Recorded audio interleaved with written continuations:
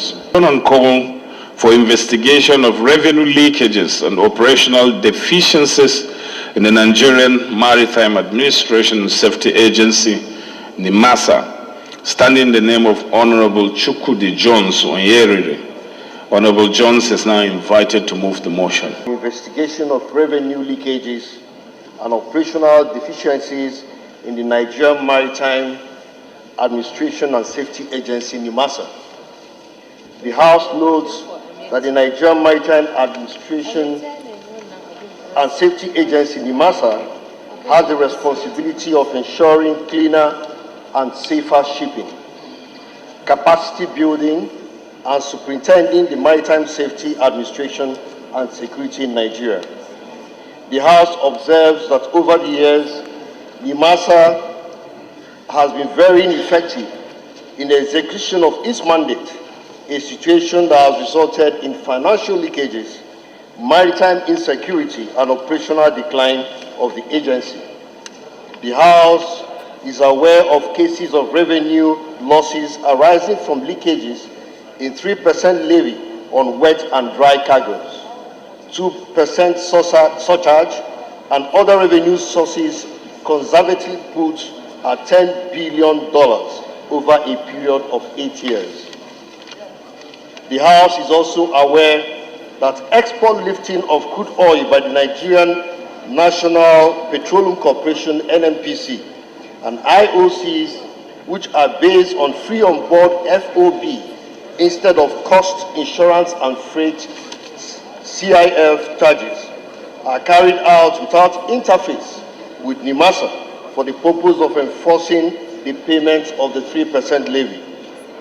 The House is concerned about unauthorized midstream discharges of cargoes by IOCs and oil servicing companies, which enables the evasion of the payment of levies to thrive, thereby depriving the country of revenues. The House is also aware of benchmark approach to the 3% levy payment for both dry and wet cargoes, which has further contributed to underbilling of the 3% levy due to lack of disclosure of the actual earnings by shipping companies. The House also observes that the Cabotage Act of 2003, aimed at promoting indigenous participation in coastal trade, is being threatened by the activities of vessels on temporary importation license. The House is concerned that the 2% cabotage surcharge and cabotage waiver fees meant to fund the Cabotage Vessel Finance Fund, CVFF, for indigenous capacity building are being evaded by the IOCs and other major foreign shipping companies operating in the country. The House is also concerned that the nefarious activities of oil drilling and dredging companies have escaped compliance due to frivolous waivers granted by NIMASA, which have led to willful default, neglect, and outright revenue evasion. The House is worried that lack of disclosure by NIMASA of the marine spread of the IOC's contracts with their oil servicing contractors also contributed to the revenue leakages. The House therefore resolves to mandate the Committee on Maritime Safety, Administration and Education to, 1, investigate the claim of non-remittance and under-remittance of 3% levy, 2% surcharge, and other revenues due and collectible by NIMASA, which is in excess of $10 billion over an 8-year period. 2, obtain inputs from maritime stakeholders on the matter for the purpose of recovery and improvement of operational efficiency, cleaner ocean, and safer shipping, as stipulated in the International Maritime Organization (IMO) Charter and NIMASA Act. And 3, consider and track various implementations and compliance by both NIMASA and various stakeholders with the NIMASA Act of 2007 and the Cabotage Act of 2003 and other related matters, and report back to the House within 6 weeks for further legislative action. I so move.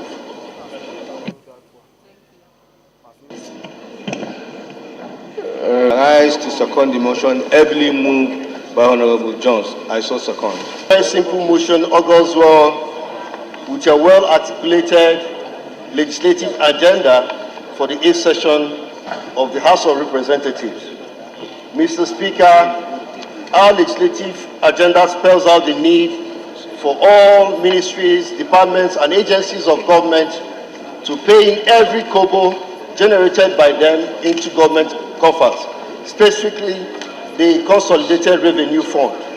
Mr. Speaker, let me be quick in reminding this House that Section 15 of the NIMASA Act authorizes the agency to collect 3% of the gross freight earnings of all international inbound and outbound cargoes from shipping companies operating in Nigeria. Mr. Speaker, over the past 8 years, NIMASA has failed to pay in 3% of this levy, amounting to well over $10 billion, Mr. Speaker, into the Nigerian government coffers.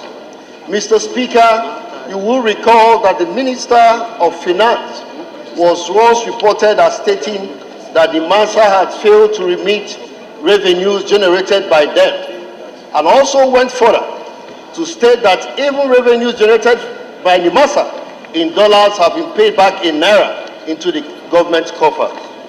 Mr. Speaker, this House is also reminded of the extant provision of the Fiscal Responsibility Act, which mandates all government corporations and agencies to pay in money generated by them into government coffers, more so 80% of their operating surplus. Mr. Speaker, the inefficiency of NIMASA has now made the country to have this huge loss amounting to over $10 billion. Mr. Speaker, in addition, the FOB free on board trade policy regime on trade policy allows us to have these foreign companies carry our cargoes with their own ships, thereby making us to lose huge resources. Mr. Speaker, this is against our CIF, the cost, insurance, and freight policy, which many stakeholders have come up to say that that is the best policy for us to follow. By this policy, Mr. Speaker, what that means is that we will not only get revenue on our crude, but we also get revenue from the shipping side of the transaction. Mr. Speaker, it's important for us to also note that the government had also banned midstream discharge of our cargoes. But unfortunately, because of the ineffectiveness in the matter, they've not been able to monitor this, thereby accruing huge losses amounting to even over $2.5 billion yearly for the country.